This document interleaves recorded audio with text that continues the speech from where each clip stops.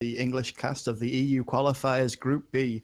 In this next match, we're going to have Netherworld with Toronto Esports, and alongside me, I have Mr. Geronimo Jack.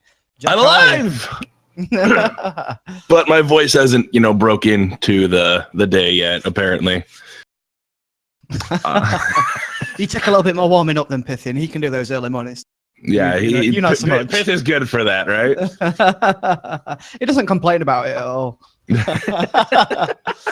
Yeah. So this next matchup we have Netherworld versus Toronto Esports. Netherworld, it's a team I've not seen. It's a Spanish team, I believe. I'm not actually familiar with any of the players, but let's quickly talk about the draft before the draft screen is taken away from us.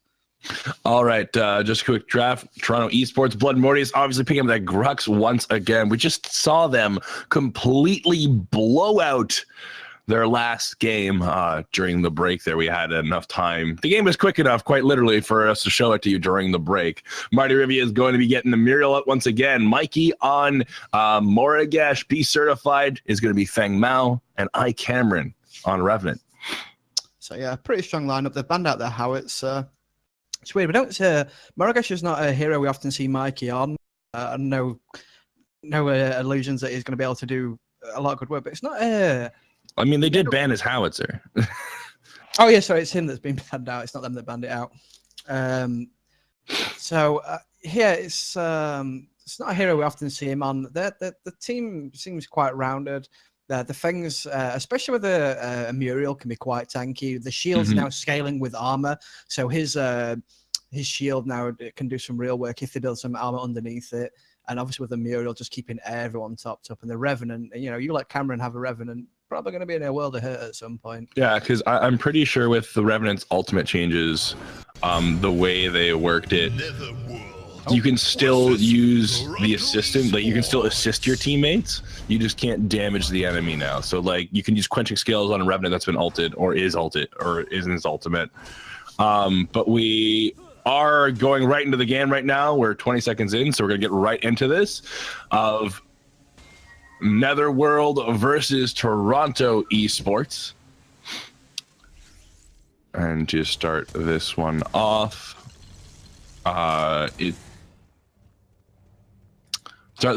we do have a good ward coverage coming out of Toronto Esports, and we do see Netherworld getting a good war coverage coming out. They're a new team, so we're going to be anticipating what they have going right now.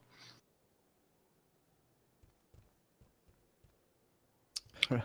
So we're just going to sort out this feed so we can sync up with the production. Try and bring you just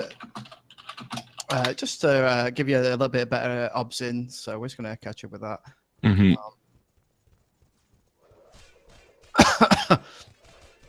It's just having a look at the builds now on our feed. Unfortunately, we're still going off the German feed.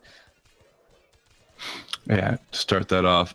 Nothing too crazy happening right now. Team's very passive. We do see Cameron, getting that freeze ready. Marty Rivia not bothering to pressure out the Greystone right now. I think they're pretty comfortable with the state of their lane by the looks of it. Just because, they're probably pretty confident how their game's going to go, so they don't really need to worry about bugging the other team too much, pressuring the offlaner. That'll come in time. Toronto Esports being one of the oldest teams in the game and definitely one of the most skilled. So, yeah, with the pickup of the dual lane with Marty and Cameron, they're definitely. I mean, the players they had before was definitely the top end of the caliber. But they replaced pretty much like for like in terms of skill wise, but just what they filled the team out a little bit more, and just felt that they bring a better dynamic and synergy with the team. Yeah, we do have Marty Rivia now is going to be pressuring on the Greystone, getting a little bit of zoning out there, giving Cameron the chance to farm up a little more and denying that XP that Greystone needs to level up for the offlaner. We do have gold buff. The new gold buff will be spawning in just 5 seconds.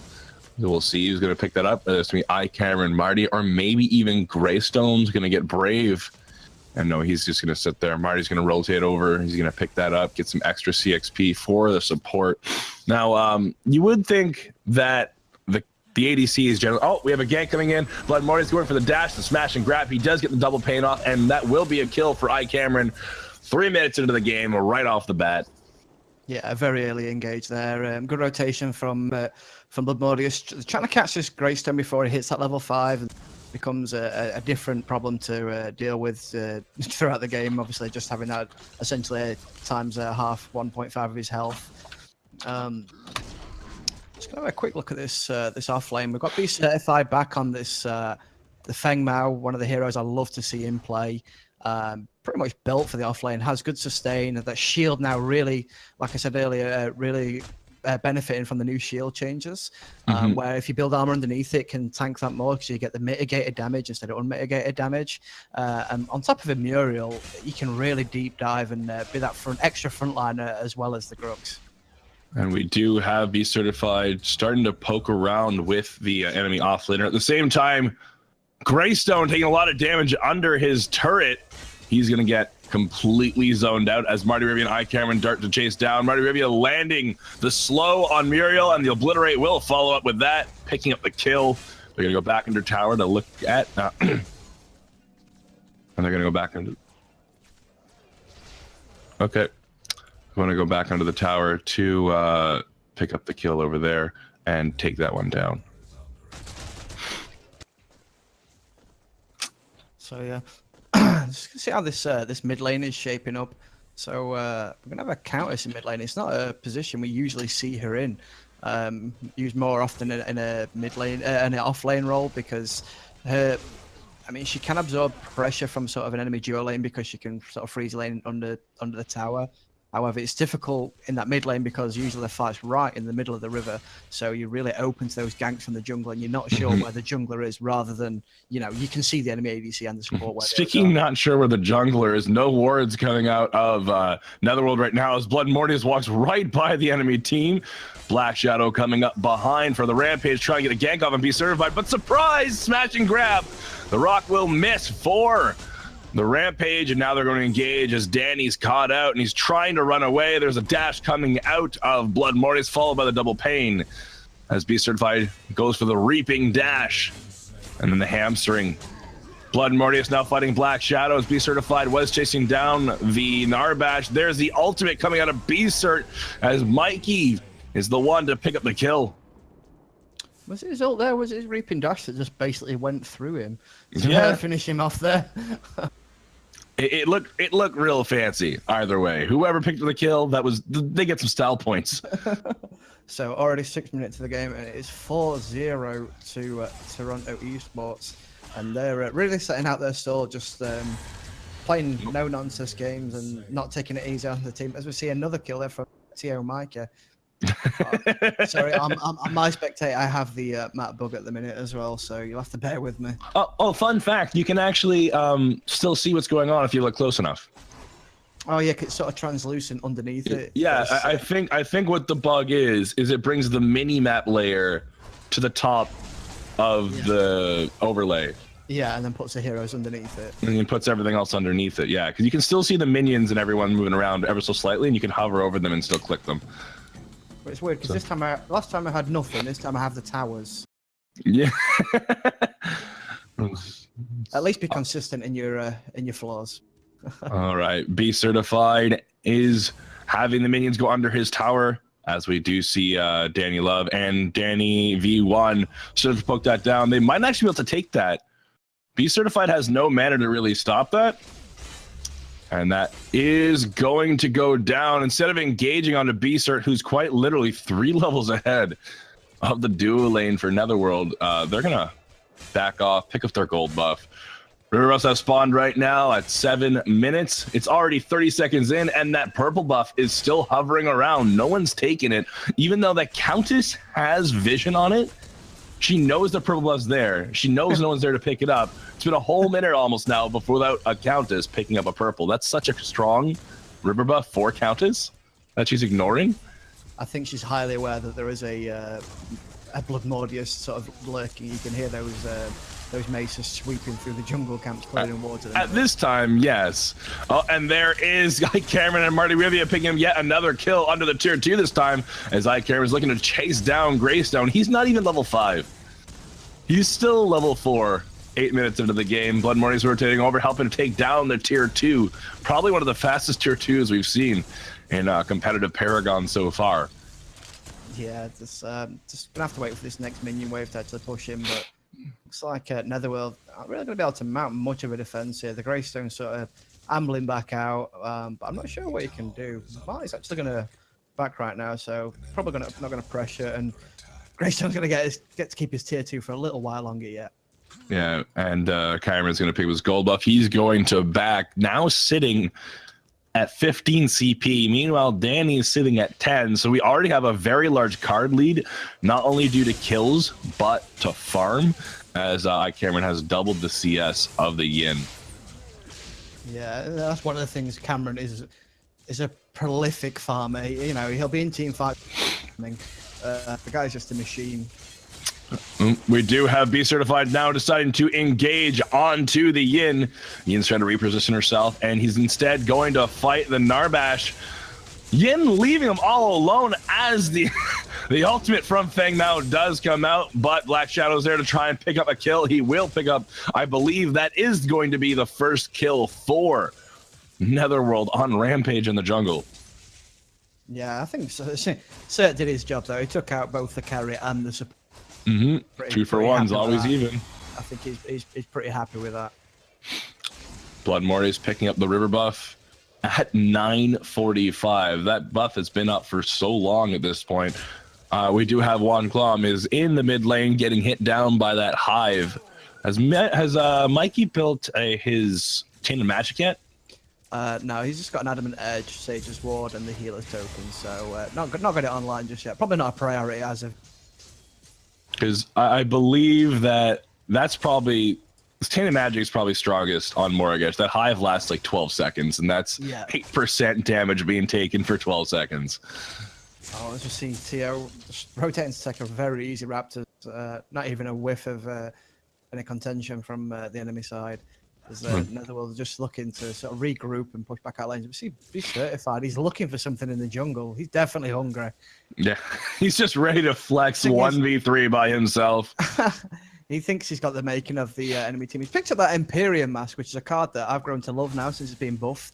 It was only a small buff, getting 4 points instead of 3 points. So, but it means you've got essentially 12 card points. So when you're not in a fight, you're just laning. You maybe take the mana regen. And when you're getting under the pump and you've got 2 people coming onto you, you take the head and the armor, and then you take the power when you think you can win that fight. So very versatile card. And there's Blood Morty's going with the Warlord's challenge, getting the clap on 2 and will miss the smash and grab. He's diving in after Yin, but the curse is going down from Mikey. Blood Mortius has Muriel jumping on him with the reversal of fortune. It looks like they should be able to get away. Marty Ribby in a bit of trouble right now. Blood Mortius is going to turn around as Beatus Certified joins into the fight. Quenching Scales comes out. And there is B Certified picking up the kill onto Yin. They're now diving under the tower. And there's the ultimate once again on a B Cert, picking up Narbash. Now Juan Klom is there. He goes down to Mikey. There's the smash and grab from Blood Mortius. That's 4 for nothing. Cameron getting Greystone, and that is all 5 full ace for Toronto Esports. Yeah, very good engagement there from Toronto Esports. Just shows you the synergy between them. The communication, players backing out to allow another player to front line, and then allowing them to rotate in and out and take damage in sort of stages. The Blood Mortius went in and out of that fight 3 different times, and just when his smash and grab came back up and it was hard to CC enemy, that's when it was most dangerous. And we do have river buffs and gold buff are going to be spawning in just a second. Cameron is backing once again. What is he looking to pick up here?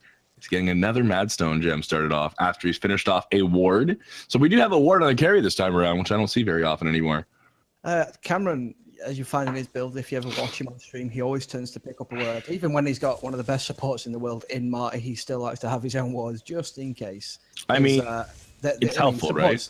supports like to roam, and sometimes, they'll leave him to solo push. He just wants that vision to protect himself. He doesn't want to get caught. iCamera picking up the purple buff. Meanwhile, Narbash hovering around the black buff, going to secure that for Black Shadows.